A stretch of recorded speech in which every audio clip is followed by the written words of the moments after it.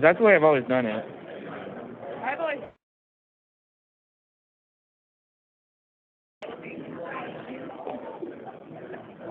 Okay.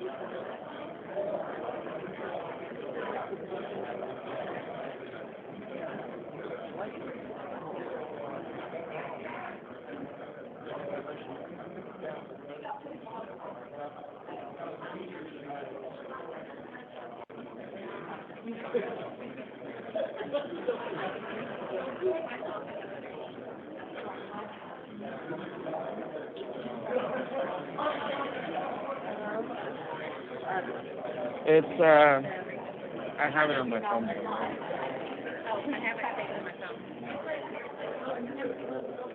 It's not there anymore. Oh. But it is that. Can it see those books? It's like, Yeah, I'll do it.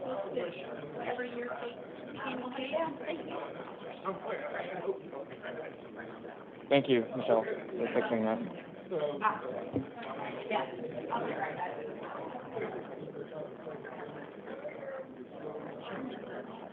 All right.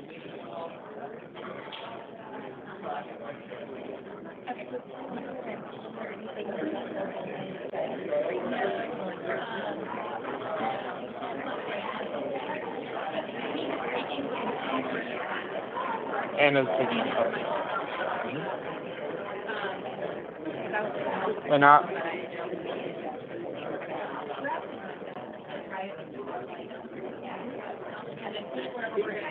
oh, I've got it. It's a reminder. Yeah, it's a reminder.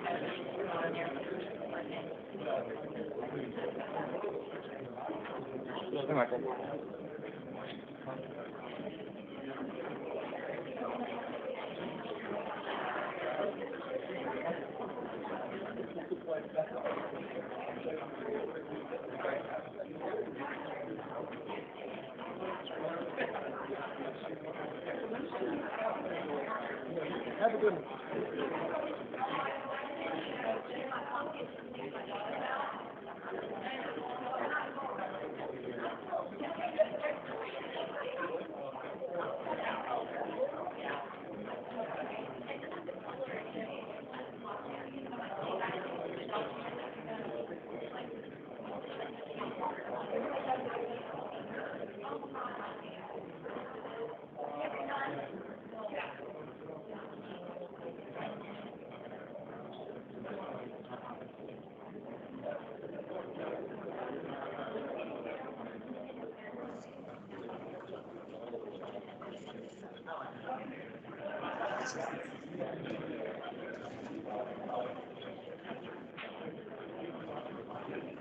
Oh, this one.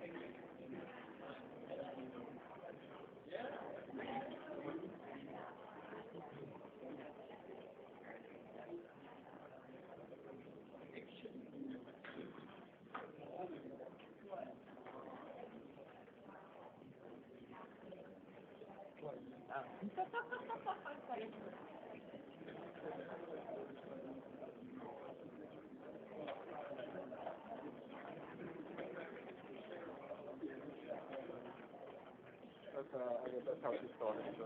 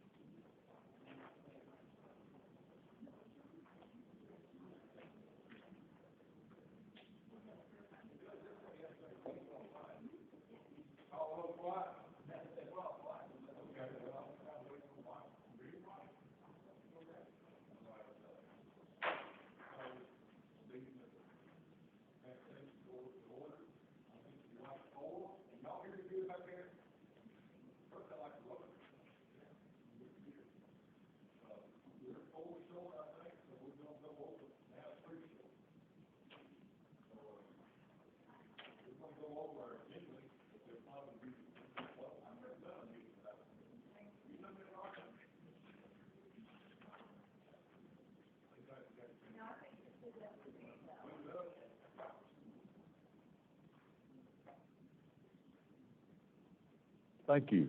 Yeah, I can hear myself now. Maybe I talk as loud. Like I said, I want to welcome everybody. We don't have a forum, and I think we got some people sick. You know, last month I want to apologize. Trust me, y'all didn't want me here the way I felt, but I think we're coming out the other light. The light of the tunnel's there. We're coming out on the other side of this. So if you're on streaming, lining, or whatever, we're going to ask you to.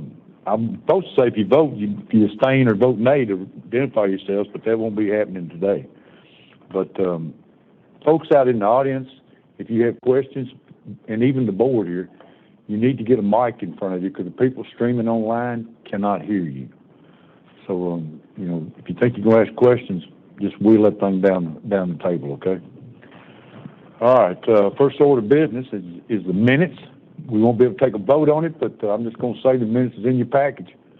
You know, if you got any questions. Okay, if not, then we'll move on to the public comments. Is anyone here at this time would like to make a public comment?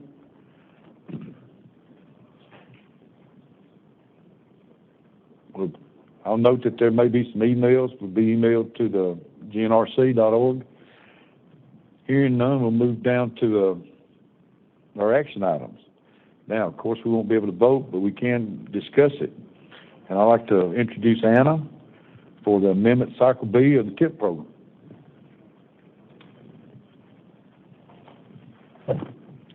Thank you so much, Mr. Chair. Today we are going to walk through the second cycle of amendments that we have proposed here for fiscal year 2022. This is a large slate of proposed amendments, so everybody bear with me here while we walk through these together. We'll start out with the first amendment appearing in your meeting packet, which is number 2022-022. This is a request from Metro Nashville to add a project to the TIP that was awarded through Tdot's recent CMAQ award cycle. It's for the addition of their traffic management center. Following that, we have a request from Goodlettsville to add their traffic flow improvements and traffic signal upgrades Phase 4 project. This is also an proposed addition to the TIP awarded from Tdot's recent CMAQ award cycle. Next is a request from Gallatin for their various intersection improvements project, requesting to add this project to the TIP with CMAQ funds as well. And we have a request from Spring Hill to add their Columbia Pike Traffic Flow Improvements project to the TIP, also a CMAQ award from Tdot. Following that is a request from Lebanon for their Intelligent Transportation System Phase 2 project, adding the project to the TIP with CMAQ funds. And then a request from Mount Juliet for their Mount Juliet Road ITS and Signal Improvements Project, Phase 3, adding this project to the TIP with CMAQ funds.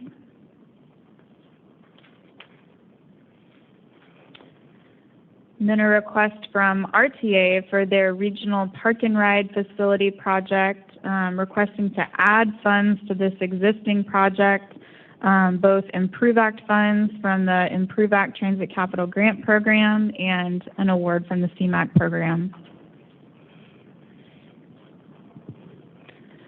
Then a request from Franklin Transit Authority for their Cool Springs Microcirculation Transit Pilot Project, requesting to add this project to the TIP with CMAQ funds.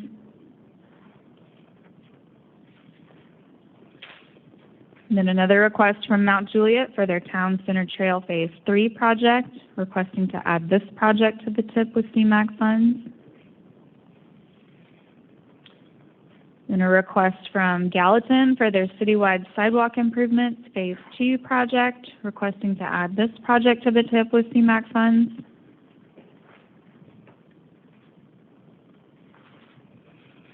And then a request from Williamson County, the TMA group, for their Regional Van Pooling, Carpooling, and Employee Partnership Commute Benefits Post-Pandemic Initiative Project, requesting to add this project to the TIP with CMAQ funds.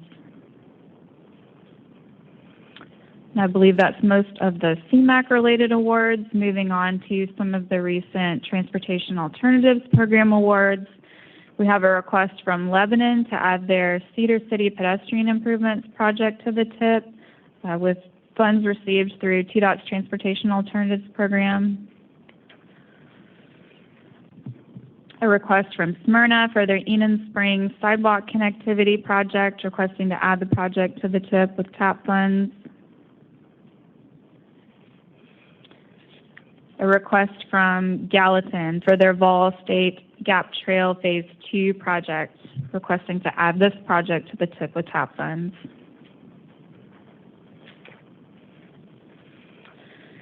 Next, we have a request from Portland for an interchange lighting project at State Route 109 and I-65. They are receiving funds through Tdot's interchange lighting program. That's being matched with local and USTBG funds from the MPO. A request from Murfreesboro for the Bradyville Pike Widening Project, requesting to add state STBG funds for right-of-way to this project. And a request from Murfreesboro for their Dr. Martin Luther King Jr. Boulevard Sidewalks Phase 2 project. This was a project that was contained in the previous TIP. It has received additional funding, and so this project is being added back into the TIP. I'll also note that it used to be called Mercury Boulevard. That road has been changed to Dr. Martin Luther King Jr. Boulevard. Following that, we have a request from Nashville MTA for bus stop improvements and passenger amenities. They are adding Tdot Improve Act Transit Capital Grant funds to this program, as well as to this project rather, as well as some local funds. Another request from Nashville MTA for their administration and building rehabilitation for their Nestor facility. They're adding FTA's 5339 funds to this project. The request from RTA for track rehabilitation and maintenance, adding FTA 5337 funds to this project.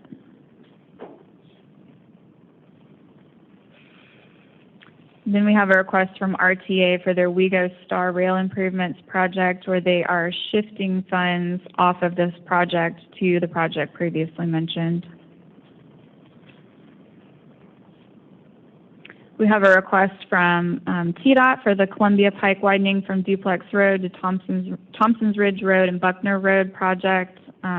Local STBG funds for design and right-of-way are being added to this project from the small cities funds that some of our agencies receive from Tdot. We have a request from Lebanon for their Highway 231 North Sidewalk project, adding small city STBG funds to this project, as well as funds received through Tdot's recent multimodal access grants. We have a request from Belmead to add the Harding Pike Sidewalk project to the TIP. They also received funds through Tdot's recent multimodal access grants. And finally, we have a request from Williamson County for their Hillsborough Road multimodal access project. This project also received funds through Tdot's multimodal access grants, requesting to add the project to the TIP. So if you were able to stick with me through all of that and you have any questions, I'm more than happy to take those now. Yeah, any questions for Anna? Okay, good job, Anna. Seeing none, in case someone is here from the public, I'll open it up for public comment on these projects. Seeing none there. Since this is the action item, we'll move down to, we'll pass it till March. Is that right, Michael? That'll be no meeting in March has a... Okay. Mayor?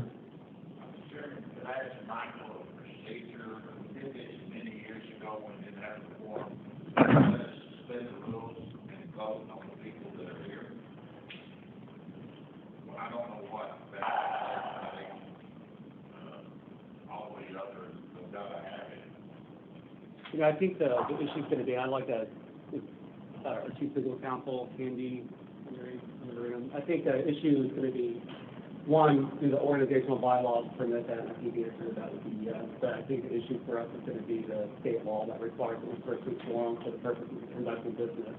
Candy? I agree that is an Hey, Candy, could you stand up? There you are. Okay. Yeah, you might ought to come forward. Thank you.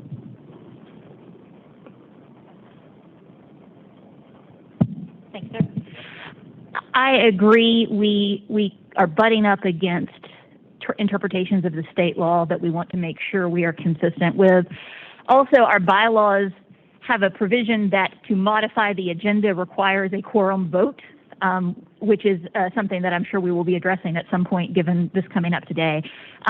So I would advise that we've had the public hearing. The meeting was advertised. We're all here. The public was welcome to comment, and that we do need to defer action and just explore the other ways to make sure that we can hit our obligations while also not butting up against what state law requires us to be mindful of. I think we don't have a meeting scheduled for March as of now, but I think staff is certainly going to entertain putting a short meeting in front of the GNRC Executive Board meeting in March to get these amendments taken care of. This is important action as this is a pipeline of funding that is aimed at several projects across the region. So we will definitely entertain a meeting in March. If we need to welcome your feedback, if we need to entertain a special called meeting even before that meeting in March, we're happy to look at that as well. Okay, Michael. Who's to say we won't get a couple more people before we adjourn? So fingers crossed for that as well. Okay, Mark, you talking about you could call a meeting in March to move on these items? Yes, sir. Okay, if you see some of these people, tell them that April maybe we're pushing this thing back down the road. Okay, we'll move to Resolution B, Safe Performance Measure Targets, and I'm going to turn it over to Michael. Thank you, Mr. Chair. We do have another important action item on the agenda today is in an effort to meet our federal performance-based planning requirements, which is that each year we need to reaffirm or adopt a new performance measure target for the safety performance measures across the region. We'll treat this as an informational item for your benefit this morning, and I'll turn it over to Ashley Glasscock to present the information and the staff recommendation, which has also been presented to the Transportation Coordinating Committee, and then action on this will just follow the lead of whatever we decide to do about the TIP amendments. Okay, is there any questions for Michael? Hey, I'm Ashley Glasscock. I'm one of the senior analysts, and I'll be presenting to you guys on safety performance measure targets. Oh, excuse me. First I was is wondering why you didn't go over it. I looked at Michael and said, why is he going over this? Go ahead, I'm sorry. oh, no worries. Just a little bit of background. The federal law does require the State Department of Transportation and NPOs to set performance targets for the following measures: number of fatalities, fatality rate per 100 million vehicle miles traveled, number of serious injuries, serious injury rate, and then the number of non-motorized fatalities and serious injuries. Last year, the NPO set regional safety targets as part of our 2045 RTP plan update. We chose to go with a 1% annual reduction out to 2045. So first I want to start with a national overview of safety. This was a recently published report by the U.S. Department of Transportation, the National Roadway Safety Strategy. And as you can see, this has fatalities distributed across the United States. And you can see that Tennessee falls into the highest 25% with 1,135 fatalities in the year 2019. And then if we look at roadway fatality rate, we see sort of the same kind of distribution. One of the major factors that does play into the distribution of this is whether or not a state is more rural or more urban. In more rural states, we tend to see 2 times the fatality rate as an urban center. And then just to remind you of our previous regional targets, this is just a table summarizing our previous baseline from 2015 to 2019, looking at our 1-year target for 2021, looking at what that translates into for the federal definition for 2017 to 2021, and then just reminding you of our 2045 goal. So here for fatalities, we had the historic fatal crashes in gray going back to 2011. In order to establish our baseline, we took the average of 2015 to 2019 and had a baseline of 197 fatalities. We chose to take a 1% reduction against that baseline, which would get us at 152 fatalities or less by the year 2045. That would mean that in 2021, we needed to keep fatalities under 193 in order to stay on trend. Unfortunately, we came in at 237 fatalities for the year 2021. This, in turn, resulted in an increase to our baseline from 197 to 211.4. And in order for us to stay on our trend to get up to our 2045 target, we need fatalities to stay under 191 for this next upcoming year. Fatality rate, we have the historic fatality rate going back to 2011. We had an established baseline of 0.92 fatalities per 100 million vehicle miles traveled. A 1% reduction against that baseline would get us to 0.53 fatalities per 100 million vehicle miles traveled. In order to reach that goal, we needed 2021's fatality target to stay under 0.85 fatalities per 100 million vehicle miles traveled. Unfortunately, we came in at 1.05, which in turn resulted in an increase to our baseline to 0.99. And in order to stay on trend to reach our 2045 goal, we need to keep the fatality rate at or under 0.83 in 2022. Serious injuries does have a fairly decent story, at least. We have historic crashes going back to 2011, an established baseline of 1,349.8. A 1% reduction against that baseline would get us to 1,039 by the year 2045. In order to reach that goal, we needed serious injuries to stay at or below 1,323 for the year 2021, and we actually came in at 1,117. This, in turn, resulted in a decrease to our baseline from 1,349 to 1,206. And in order to stay on trend, we need to keep serious injuries below 1,310. I know this target is above the baseline. That's just because we know that there's fluctuations year to year with serious injuries. We just need to make sure that we keep serious injuries lower than 1,323, or 1,310, I'm sorry. And then for serious injury rate, similar scenario, we had a baseline established of 6.4 serious injuries per 100 million vehicle miles traveled. A 1% reduction against the baseline would result in 3.65 by the year 2045. In order to stay on trend, in 2021, we needed the serious injury rate to stay at or below 5.85, and we came in at 4.94. In order, then It resulted in a decrease to the baseline to 5.65. In order to stay on this trend, we need the serious injury rate to stay below 5.72 in the year 2022. And then for non-motorized fatalities and serious injuries, we have historic crashes, like I said, going back to 2011. We had an established baseline of 178.6. A 1% reduction would get us to 138 by the year 2045. That resulted in a 2021 target of 175. Unfortunately, we came in at 177. But with this new average, we did drop off a year that was fairly high, so our baseline still had a somewhat decrease from 178.6 to 177. And in order to stay on this trend to meet our goal by 2045, we need the non-motorist fatality and serious injuries to stay below 173. Since the fatality target was the one we missed by the most, we decided to take a look at some characteristics that may have contributed to why that might be the case. And some of the things that we looked at was speed-related. So in 2020 and in 2021, we had the highest number of speeding-related fatal crashes since pre-pandemic. A lot of that could be speculated to be the number of vehicle miles traveled decreased, allowing people to go a little bit faster. Speed typically is correlated with more severe crashes, so that may be why we're seeing that trend. Davidson and Rutherford County accounted for the most. We also noticed a difference in geographic distribution. There was a shift from fatal crashes occurring at the urban centers to more the suburban and rural areas. We also noticed that commercial trucks were involved in a lot more fatal crashes than pre-pandemic, and we also expect the truck BMT to increase by almost 20% between now and 2045. Then we also noticed a shift in time of day and day of week. There was an increase in fatal crashes during non-peak hours, and we also saw a shift in fatal crashes occurring from the weekends to more of the work week. That could be speculated to events being canceled and people not going out on the weekends as often, so we're seeing the shift towards more of the work week rather than the weekend.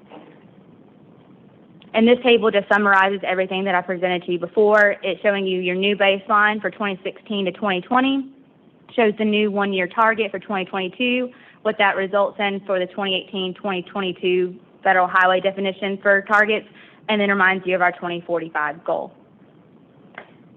And then I do want to bring your attention that we do still have our month-to-date crash tracking dashboards. We will be updating those every month at the end of the month to keep track on how we are doing over the course of this year. And we just released our new baseline crash details dashboard that will give you a little bit more information into how that baseline shaped out. And that's it. Okay, questions? Ashley, can you back up to the slide? Absolutely. Yeah. I can definitely send that to you. Mm-hmm. You know, this is very good information, but it's also very serious information. You know, because of the pandemic, to me, there's a lot less traffic on the highways, but still our numbers are kind of going up. It may be a lot of due to speed or whatever. I don't know about coming in from Williamson, Rutherford County on the south, but I can see a little difference when I come in from the north. The traffic's not as bad, you know, because of the pandemic. People still working from home, Mm-hmm. but then our numbers is kind of easing up. Yeah. And the number of crashes total overall has decreased for 2021 and 2020 as well. It's the lowest crash years that we've seen, but they're the highest fatality years we've seen. Do you know what percentage of the fatal crashes were speed-related?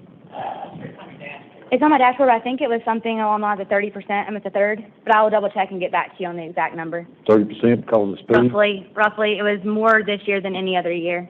It increased to roughly 50% from 2019. Do they have a gauge about alcohol or something like that? We do. We look at how many are impaired driver-related, distracted driver-related, and I do have that information on our baseline dashboard, and I can report back on those information. But yeah, we do see that. Okay. Anybody got any questions for Ashley? Go ahead. It's not a question. Sabrina Davis, Federal Highway. I wanted to, actually, are you going to mention the deadline? Because I do want to, about February 27th and the impact if you guys don't have it today. I can provide that if you want to learn that. Yeah, no, I'd love if you would provide some information on that. So February 27th is the date for the MPOs. It's the 6 months, it's 180 days since the state sets the target. So that is the deadline for the MPOs to meet. by not having that action taken by February 27th, what that will do is after that point, your next action, which is sounds like SIP amendments, that will go into a freeze until you approve your safety, until the MPO approves the safety target. Okay. Okay. Thank you. Anyone else got any questions? Mr. Chairman, follow up on your comment. So if we didn't set new baselines or set this report like it was, would that still be effective?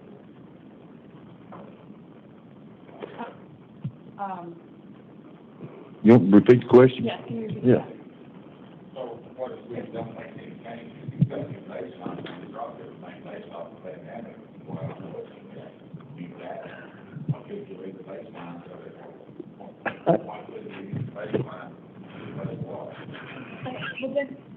Would you want to go? I mean, the action would be that you would confirm your baseline. I mean, there would still be an action, and the action would be that you're not changing the baseline. And that's Yeah. what I did. Yeah, and we agree with that. I think we need to be proactive one way or the other. I think the penalty being the freezing of the tip, it is important to know whether it happens before the 27th, which, I mean, we should consider a special called meeting. But the performance measure at your next meeting, whether it's before or after the 27th, the action item related to the performance measure, we will ensure occurs before any action related to the amendment to the tip.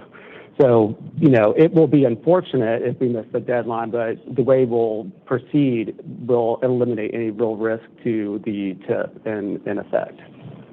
I mean, if the MPO wants to continue to maintain their target, that's one thing, but an action still needs to That's right, take place yeah. regarding the target. But we do appreciate knowing the deadline and the penalty, but I think we'll be okay one way or the other. It's an awareness Yeah. for information. Yeah, thank you, Sabrina. Thank you. Any more questions for Ashley? I think, having numbers on speed, alcohol, and maybe even age, because of, this is good news. I mean, good material, but it's very serious. Very serious. Okay. Got a question over here? Mr. Chair, if you could also maybe look for data on distracted driving, to understand what are the true components that are needed to your municipality. They'll help us as a national council to do your initiative. And so it would be great for us to make sure that our marketing campaign that we're going to be sending out for visual fatalities on our roadway is in line with the region as well.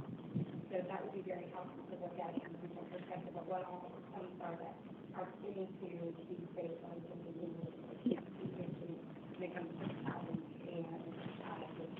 I will say that I did look at distracted driving to see if it was one of the components, like if we saw an increase prior to the pre-pandemic. What I will say is it's very hard to get reported, distracted driving, because unless they catch someone with that phone in their hand, it goes flying across the car. They can't necessarily connect it to the person. That's what we're seeing a lot in the database.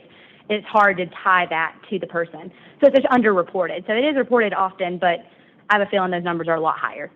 Thank you. Yeah, absolutely. Okay, Michael. Mr. Chair, if I could ask Yeah. a good question of staff. In addition to the interactive data dashboard, which will give you hands-on access to the information that has been presented today in summary, I know previously you had done some really nice county profiles that drill into specific findings at the county level, and that's very well templated. Is that something that's already been produced or something that... It's something that can be very easily produced. Yes.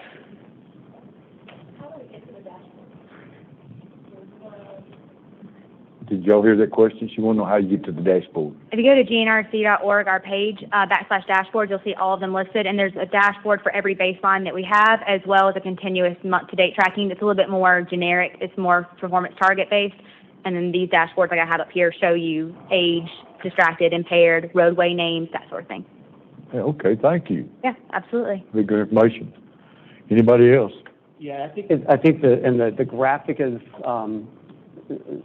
to take responsibility for this myself, but the graphic, that's a website. It's not translating maybe as well as it should, but that is a browser that you're looking at.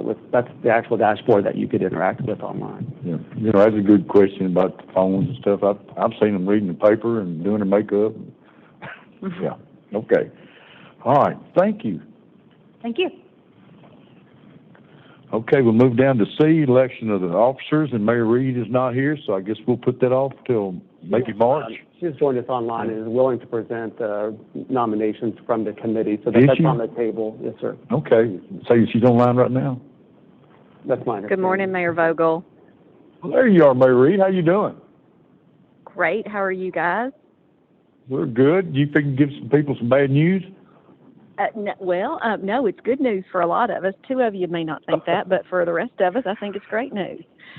So, myself, Mayor Hutto, and Mayor Brown were the nominating committee, and we will be presenting Mayor Billy Vogel for chair and Mayor Chaz Mulder for vice chair for the 2022 year. I know we can't vote on that today, but we will be bringing that back before the board when we can.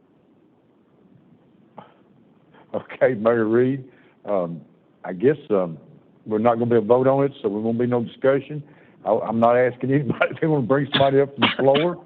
And I appreciate the work the nominating committee's done. Well, we appreciate the work that you've done over the last year, and we know that you and Chaz both will continue to do a good job, so there's no doubt in that. Are you going to stay on, Mayor Reed? You mean on the board? On the phone? No, the phone. Oh, on the phone? I am, Yes, but I'm going to ma'am. mute myself. Okay, because I'm going to ask you something on down in our agenda. All right. Oh, okay. So what you're telling me is I need to be paying attention. So you're being a good teacher today. Yes, you need to pay attention as always. Yes. Okay, I'll do it. We'll move to our informational items. On the TIP development, the 23-26 TIP development, I'll turn it back to Anna. Thank you again, Mr. Chair. All right.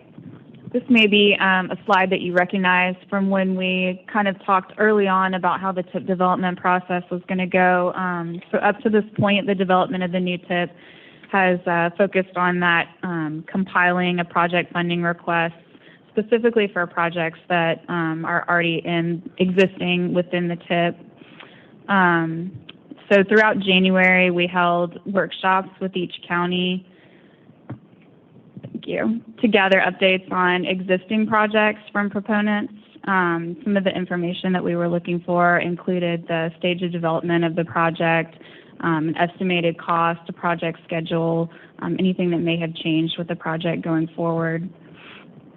In order to collect project updates, we created an online database that captures a lot of the same information found in the project tracking spreadsheet that you guys are also accustomed to seeing, but it also allows proponents to provide updates such as project milestones or the addition of notes related to the project, and we're going to continue to use this database to build out project funding needs going forward.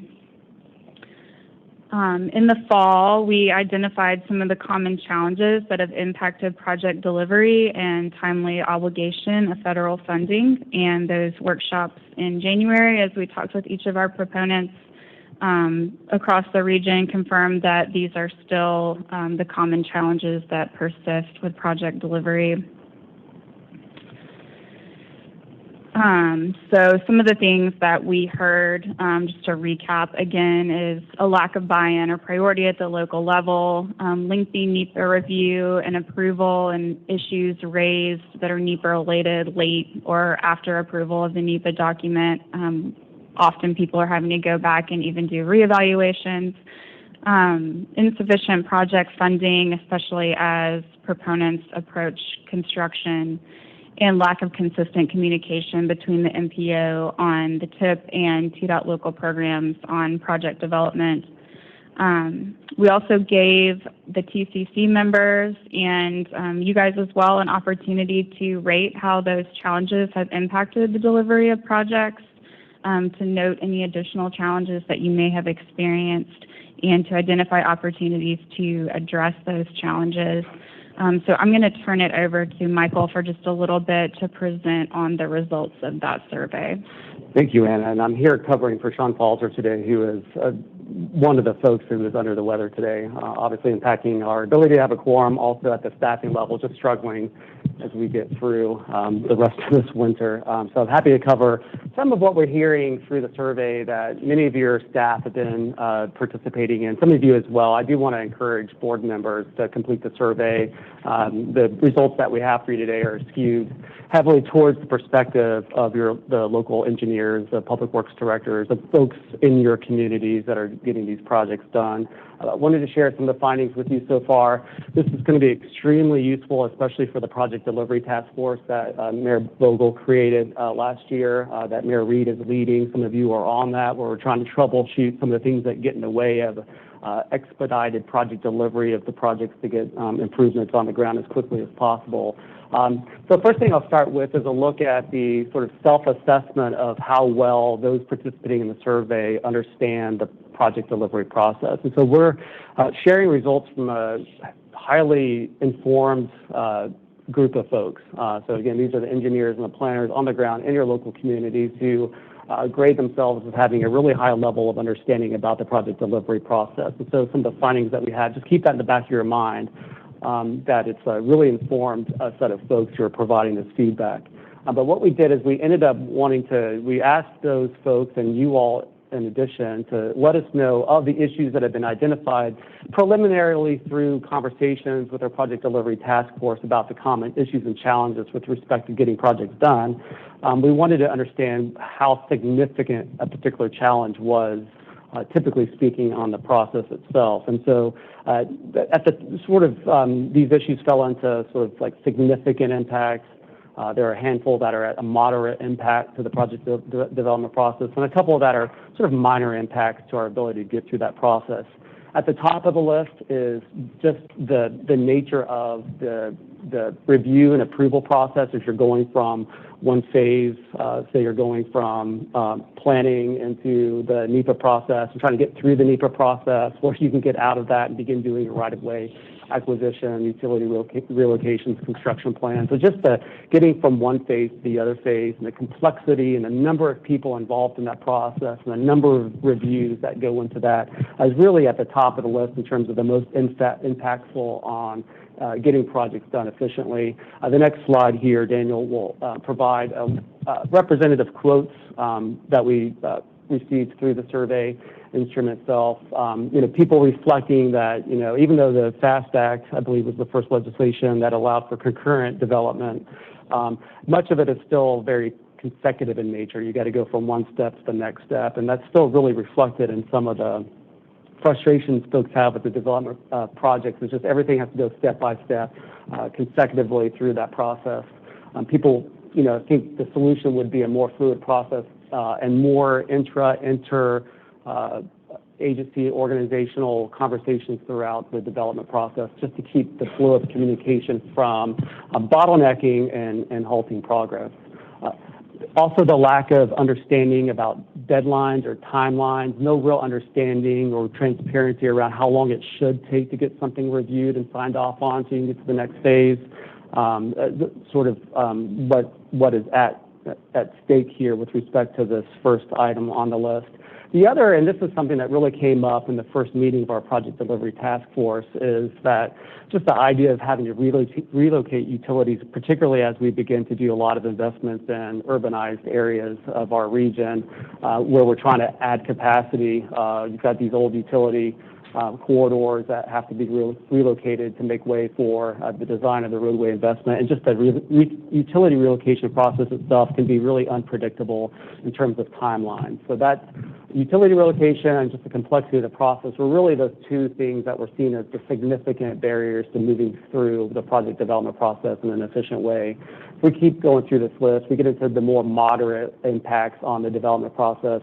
One is staffing challenges, and you'll see here in the representative quotes that we have that this isn't just about staffing challenges at the state level, which are known to most of you. Just the turnover that exists at a large agency like Tdot is inevitable, and does pose some threat to the ability to get through projects in an efficient manner. But some of y'all also face staffing challenges. And a lot of you have many projects you're trying to get done at the same time, and on your best day are limited in your staffing. And then on your worst day, you're short-staffed and still trying to get these projects done on schedule. If we go on to the next one, here's some representative quotes. I won't read these to you, but we'll make this available to you. The next sort of moderate impact to the project development process is insufficient funding. And a lot of times this becomes more significant as you get deeper into the schedule. Right, the beginning of a project, the moment we put a project into the tip, we have really good cost estimates, a really good understanding where the funding is going to come from to pay for the project. But the moment you get into a delay situation, what happens to the price of that project? It starts to go up, and then you start trying to chase that price with funding, right? You don't have the funding now to pay for the project, which exacerbates the delay in getting the project done. So it's this really vicious cycle of cost goes up because you're in a delay. Now you're in a delay because you don't have the money to move it forward. So that was seen as a pretty moderate impact on project delivery. The next one, conflicting expectations on design, and just the negotiations that happen between the state, the DOT and the local government as to the elements that ought to be going into design of a project, and just getting through that to a place where there's really good consensus. And it's not just the interagency conflicts, it's also, are we delivering the project that the NPO programs the way it was scoped? Are we delivering the project that your business community and your residents are expecting to see on the ground? And what you find is as the price starts going up, you start engineering or designing out of that project certain elements that were really what people were looking forward to. And so sometimes the sort of consternation around whether or not you're getting the project that you bought into on the front end ends up creating some delay or some impact on the process as well. So let's keep going down the list here, Daniel. Lack of public buy-in, this was seen as more of a minor. It probably depends on the specific project that you're talking about as to whether or not the lack of buy-in itself is creating delay in the process. Often what we find is the lack of public buy-in is really more about whether or not the project that was being promised is what's being delivered, more than it is whether or not the project itself had the buy-in to begin with. But this is definitely, on a case-by-case basis, can be a significant reason why projects get held up in the process. So with that, I'll turn it back over to Anna, who's going to kind of sum this up. We're going to continue to dive into the details with each of you. I do encourage you to take that survey. We'll send out the URL, but by memory, it's gnrc.org/survey/project-delivery to weigh in on your experiences. With that, Anna? Thanks, Michael. So I mentioned that also within that survey, we had given the opportunity for people to maybe throw out some other challenges that they saw when attempting to deliver their projects, and maybe also even identify some opportunities that they wanted to put out there for consideration or discussion. Some of those being a lack of a single source of shared information on a project. We are hoping to address that maybe at least somewhat on our end within our own NPO with this tip tracking database, which we have access to, you have access to. We can come together on providing all of that pertinent information. For the fact that local programs projects need to have the same level of importance as state-led projects at Tdot. Every project is required to go through that same large process. That locals should have funding secured or be removed from the tip until ready. We've talked a lot in our project delivery task force about the need for assurance of local funding so that we can see those projects all the way through. Involving Tdot OCT staff, their Office of Community Transportation for support with navigating local programs, overhauling or streamlining the local programs and NEPA processes to enhance accountability. That goes back to some of the things that Michael was talking about in terms of having expectations for review periods and knowing how long something should be taking. And then developing a quicker process for small-scale projects such as traffic operations and bike ped projects. I think that these types of projects, sidewalks, greenways, some of our ITS efforts have seen tremendous delays, especially where the NEPA phase is concerned, and maybe if there's a way to more quickly implement some of that more low-hanging but very important fruit. So just moving on. So our immediate next steps, We've been reaching out again via email to everybody that we met with during those January workshops, asking them to go back into that tip tracking database and help us kind of flesh out more of the information related to the funding that's still needed for all of the projects. We're hoping to gather all of that information by February 25th. And then we'll be looking to hold a call for projects for new tip projects that in March. This will be projects that are contained in the RTP but are not currently contained in the tip.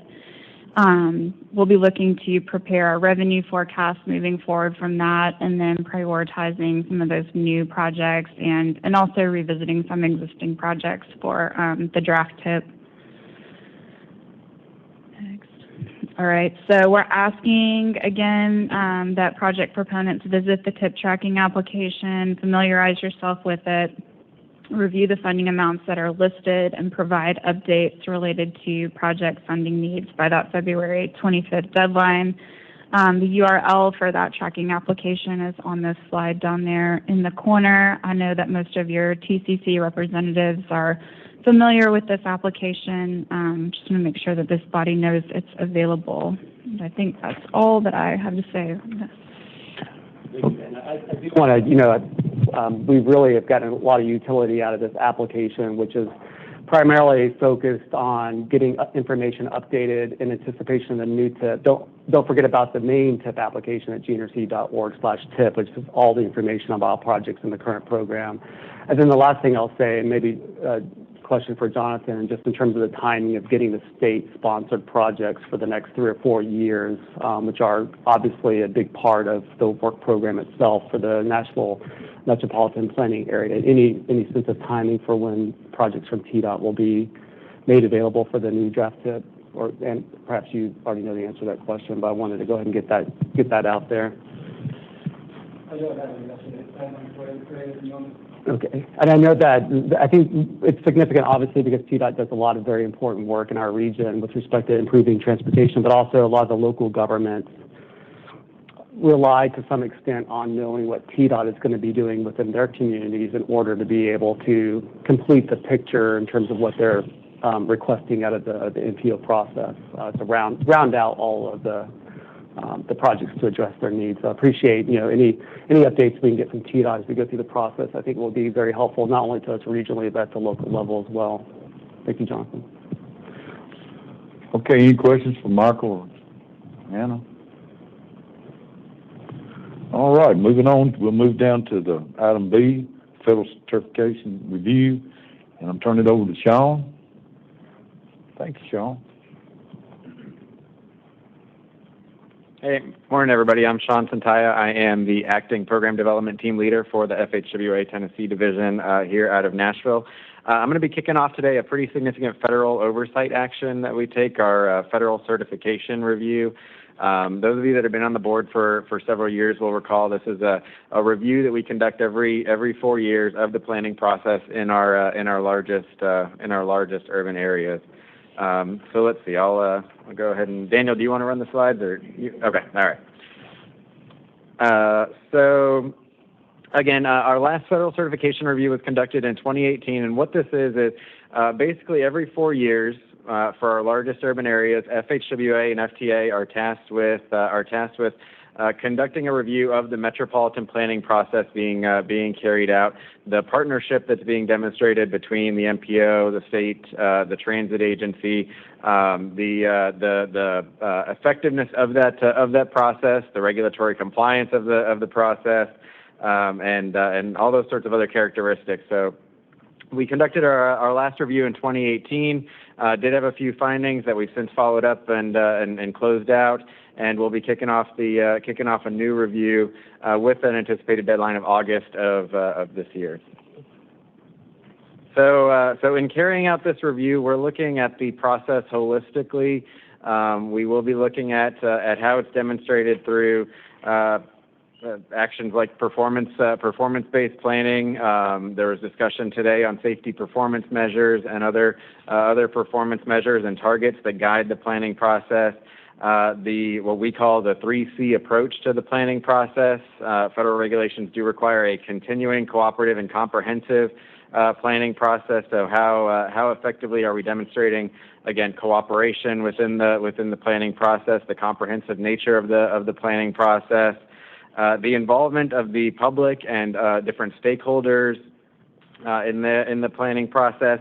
How effectively are we meeting what we define as our 10 federal planning factors that are listed on the slide here, and how all of that holistically makes up our planning process, and then informs the decisions being made by this body through the demonstration of adoption of things like the long range plan, things like the TIP, how those are managed, how those then inform project prioritization, selection, project delivery processes, and the feedback loop that's incorporated into that. How do we use, again, through performance measures, through performance-based planning, how do we continue to monitor our system's performance and use that information to then inform our process. So to emphasize here, the review is of the planning process. We're not looking at the specific products, and we're not looking at the performance of any specific agency involved in the process. We're looking at the planning process holistically and how effectively it's being carried out. So we see the purpose of the review. Again, there's a federal regulatory compliance requirement where we are ensuring that the process is compliant with all the federal regulations, federal expectations. But we also do see it as an opportunity to reflect on the effectiveness of the process, and that's part of why we're here today presenting to you all. Is we use this as a chance for discussion on what's going well, what components of the process is this area really demonstrating as strong best practices.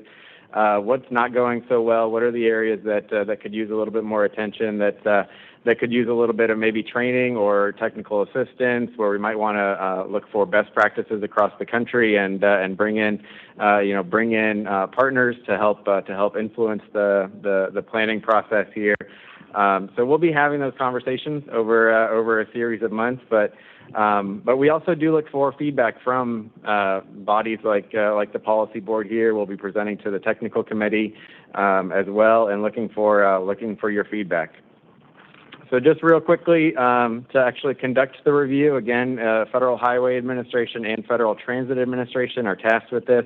We've put together a multidisciplinary team. We've got our safety specialists involved in this review. Our operations folks are going to be involved, civil rights, performance management, and other specialists that we have from across our agencies to help inform this review. And then we will be leaning heavily on input from the MPO staff, from Tdot, from WEGO, and all the other partners involved in the process. So just real quickly on how we actually conduct the review, I've outlined the high-level steps for doing this review. We at the start we define what is the scope of our review going to be. What areas of the federal regulations are we going to be focusing on looking at? What areas of the planning process are we going to be looking at? What are those areas that present the highest opportunity for good beneficial discussion on highlighting what's going well, on looking for where those opportunities are, where we might need to improve. So we did have a kickoff meeting and a conversation with MPO staff, with Tdot, with WEGO, to have that discussion on what are the areas of highest benefit, what are the areas that we should be looking at as a federal review team to get the most value out of this review. From there, we'll move forward with conducting a desk review where we look at the actual planning products. We look at the process documents, things like the bylaws. We look at things like the long-range plan, the TIP, actions taken by this board to paint that picture of how effectively the planning process is being carried out.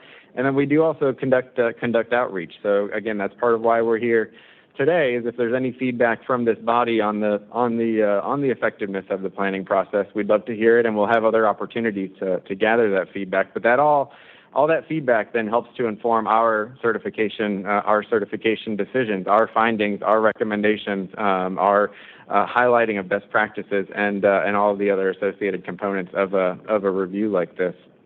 We'll then sit down with with the MPO staff, with Tdot, with WeGo again, and we'll talk through what we've observed through our outreach, through our desk review, and then that'll all eventually inform our formal federal certification action that we'll be taking in August. So again, we're happy to take any feedback today on the planning process here. How effective do we feel like it's being carried out? What's going well? What could go better? Are there any tools or anything that that's needed to better engage in the process? What should we be focusing on over the next several months as we carry out this review? So happy to take any feedback on that today, or we will be scheduling a listening session with this body, just sort of an open forum, office hours type of session that will be inviting all of the MPO membership to. That's a pretty standard practice that we've started carrying out with all of our large urban areas that we do these reviews on. So we will be working with MPO staff to get something on the books, probably a virtual listening session later in probably March. And then we will accept any emailed feedback as well. So we've got contact information there for the two leads for this review, myself and then Andres Ramirez from FTA Region 4 out of Atlanta.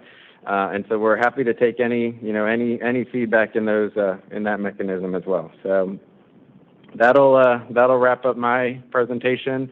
Happy to take any questions, and again, we're happy to take any thoughts on this review or the planning process, but there'll be other opportunities we'll be reaching out. So that'll do it.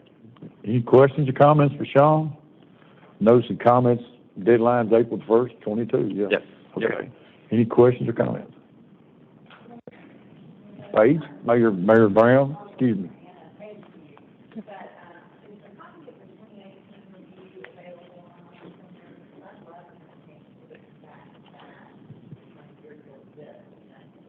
It's not that I can know exactly where it is. So if you go to the GNRC.org website and you go to the footer of the webpage, there's many ways to get there. This is the easiest. Go to the bottom of the webpage. You'll see our designations. Metropolitan Planning Organization is one of them.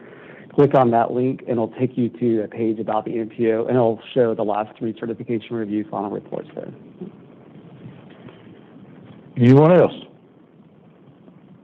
Thank you, Sean. All right. Thank you. Okay, we'll move our regular reports, and it's time for our federal report. Is Pam here today? No, it's Sabrina. Okay, Sabrina. Hi, I'm Sabrina David. I'm the Deputy Division Administrator for Federal Highway Tennessee Division. I'm happy to be here today and talk about several items. So one, and Pam and I had reported on this earlier, and I think Pam will continue to report on the bill structure law website and the number of items that keep coming out regularly. And so the last time Pam had reported on bridge. Since then, information has come out on the electric vehicle charging program. That came out, the infrastructure formula program. That went out last week to the state. That was posted recently on the bill site. The fact sheet, there's a number of fact sheets that have been added to the... I can speak louder too. On the bill website, recently the new fact sheets have been added for the various programs, the NHPP, the SCPG, CMAQ, HSIP, Metropolitan Planning Funds, etc. And so those are really helpful. As I also mentioned, recently the National Electric Vehicle Infrastructure Formula Program was posted on the site, as well as HSIP safety information. As talking earlier about the safety targets, there is a national program safety strategy with a safe systems approach target coming out, and more information will be provided. But I think that goes dovetails with your safety target effort. Also, okay. So this, I think you also were aware that was shared with the MPO coordinators earlier this month. The 2022 RAISE program notice of funding opportunity came out. And thank you, Daniel. He's brought up what was shared at the TCC meeting. And so this is 1.5 billion available nationally for states and locals to deliver projects. And so the key is the deadline for April 14th for the applications. Okay. And then also, information will be coming out about the alternative fuel corridors request for nominations. So Federal Highway also announced that request, and that deadline is due May 13th, and information will be also shared about that. Okay. So we will, back to Bill, we will continue to share information as it comes out. I know that the number of organizations continue to post on their sites, but if you have any questions specifically for Tennessee funding, please contact your, Federal Highway representative, Sean, or myself, or Pam, for any questions that you have. Okay. And then the last thing I wanted to mention, it came up speaking, I think, dovetailing into your tip and your funding, just wanted to mention the highway infrastructure funds from 2019 that y'all wanted for sub-allocated for the national area. There's about 3.7 million that have the potential to lapse unless they're obligated. So I'm mentioning this just as a heads up, working with Tdot to make sure that those funds get obligated by the end of the fiscal year. Okay. That is all I have, unless there's any questions. Anybody got any questions? It's 3.7 million. It's 2019 Highway Infrastructure Program funds. They have the potential to lapse unless they are obligated. Thank you. Okay. Hey, thank you. We'll go to our Tdot report. Is Matt here? Okay, you got it.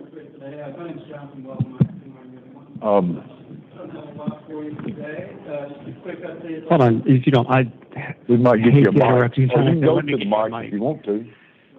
Yeah.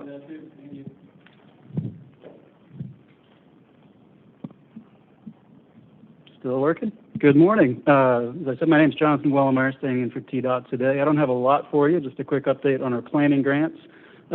We were hoping to announce those either this week or last week, but as you may be aware, we've done a few changes on how we do things, mostly internally, collapsing them, for example, getting rid of the distinction between urban and rural grants.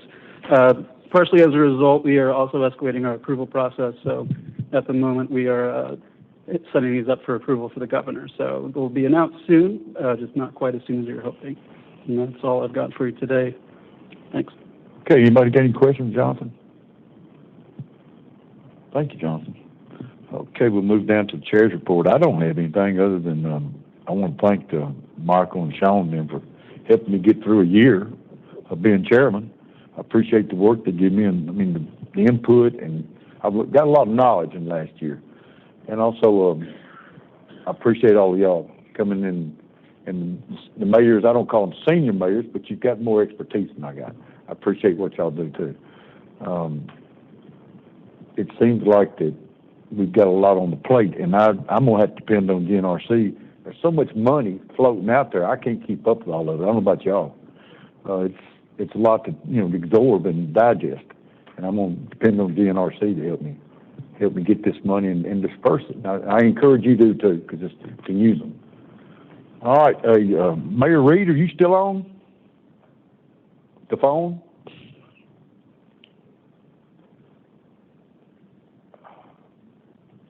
Well, I was going to ask Mayor Reed to give us an update on the task force. The next meeting of the task force is at Murfreesboro Airport at 11 o'clock. What day is that? You got it, Michael? Yes, sir. It's going to be Tuesday, February 22nd at 11 o'clock. February 22nd. Appreciate, Jim, you hosting us. Yeah. Do we, if somebody like me wants to go and listen, do I need to register or something? Because I think they do furnish a meal. Huh? You don't have to tell our secrets. Yeah. If you're interested in attending, there's no registration, but do let staff know, Sean Falzer or Anna Emerson know that you're interested in joining that meeting to hear the conversation by the task force. But meeting number 4, February 22nd. Looking forward to that. We'll be using a lot of the survey results that we shared with you today to begin brainstorming certain solutions to get through some of the bottlenecks in the project delivery task force. I went to one of those meetings when I was at Smyrna, and I was enthused to see how excited that the task force is and what they're working on and working about. You're gonna find out a lot of information for us. Okay, it's time for staff report. Michael, you gonna take that, or Anna? Yes, sir. I'd like to, I'd welcome you to share anything you have as well. But a couple of things I wanted to say at the end of this meeting. One, I do want to introduce Diana, who is with the new Nashville DOT director. Your official title, is it executive director, director? We are so happy to have you here. We have mutual colleagues in the industry, and she comes really well respected to Nashville. I think her background, her experience, her knowledge about how to get projects done is not only going to be an asset to Metro Nashville, Davidson County, but also all of you across the region. So many of the things that we're trying to do from a transportation standpoint really are multi-jurisdictional in nature, and looking forward to having you here. You are very likely going to be also the designated voting alternate for Mayor Cooper, is what I understand. So looking forward to having you in this discussion on a monthly basis. I also want to, I think they may have, I can't see everybody in the audience, but I did want just to acknowledge how grateful we are to have Ray Rinder with Congressman Rose's office with us at these monthly meetings, Patty Carroll with Congressman Green's office, and then Stan Settles, I don't know if Stan is still here, who is the new field rep for our region for Senator Haggerty, plans to be at these meetings on a monthly basis as well. So appreciate the representation from our congressional delegation. And then I think the only other thing I have to report on is just I hope everybody that is joining us online who's under the weather, including Sean, hope you get better soon. We will be looking at a special called meeting or some other way to get this action taken on the tip and the safety performance measure done before the appropriate deadlines. So stay tuned. If you have an opinion about any of that, just reach out to us, and we will definitely take that into consideration as we try to find time for that important action. Anna or anybody else from staff have anything to share? Okay, I think, I hope you can have a call in March meeting. I think everybody's kind of in agreement to move on these projects. All right, any other business come before the board? Seeing none, I want to thank Michael now and being prepared today and getting me prepared, and everybody showed up. I want you to, hey, be safe going home, okay? Take your time. I mean, we're all on the clock. You don't need to be in no hurry. And I'm looking for Mayor Hope for an motion. I'd like to move to adjourn. Okay, all in favor say aye. So moved. Thank y'all. Leave your name tags on the table now. Some of you keep packing them off.